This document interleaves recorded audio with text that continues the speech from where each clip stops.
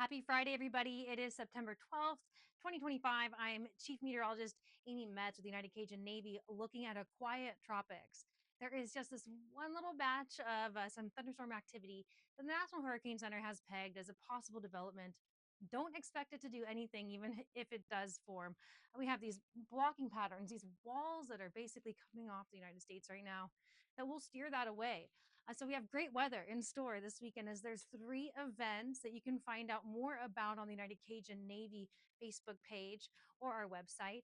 One of these baby to baby. If you are not able to attend in person, you're welcome to donate on the website or our United Cajun Navy weather app, where you can also get interactive alerts and weather maps. We also have a lot of fun events coming up that are posted here too. In Navarre, Florida, October 4th and 5th, we'll just be having some fun out there fishing. So you can also get involved that way. Now, as far as the weather's concerned, we did have a tornado warning Friday afternoon, 1 p.m. Central. Ray, North Dakota, just to the southwest of Minot.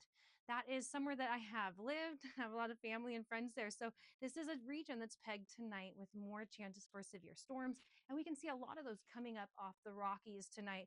So we'll take some time to get closer up into those and also what's going on around Florida. It's going to be southern Florida that gets some of these thunderstorms tonight.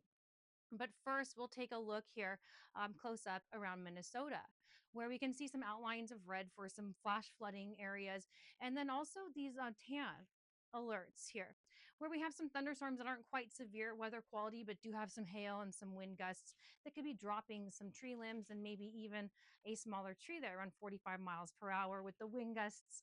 And as that continues tonight, Wisconsin is also at risk for some of these thunderstorms. Now, a little further to the west, we can get a little bit of an idea that there's what's called a ridge building here. The way that these storms are moving, it tells me as a meteorologist that we're kind of getting a drying out, evaporating pattern here. That's not going to stay the same as we go through the next couple of days.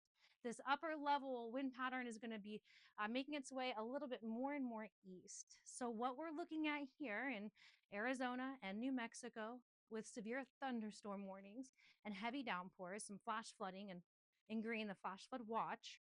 This is going to be making its way by Monday over parts of Texas behind me, where we do have still some of our people on site there in Kerr County. Now, as far as Florida is concerned, Friday, going to be very heavy downpours here and there. We could see a little bit of a convergence coming together here as some storms are running into one another in South Florida.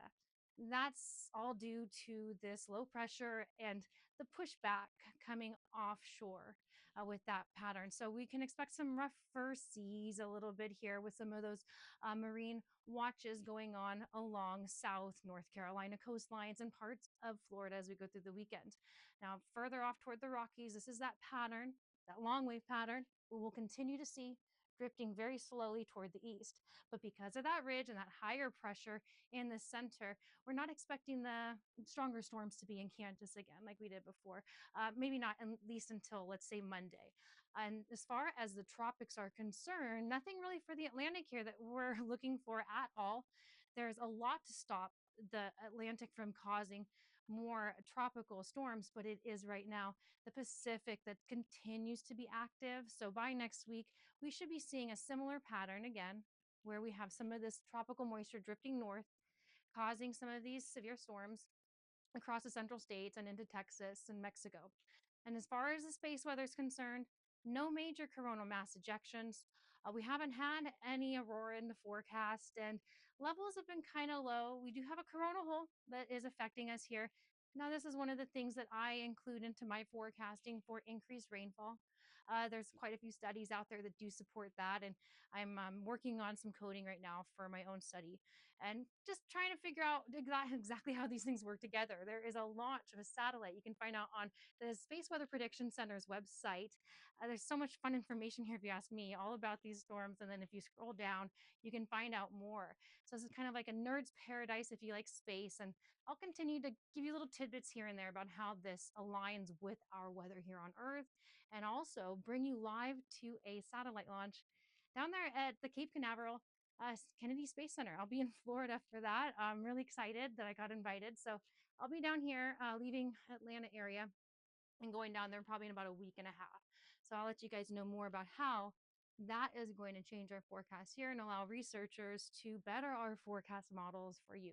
And if you have anything to share on that, please, I'm all ears. Have a great weekend, and we'll be back with more later.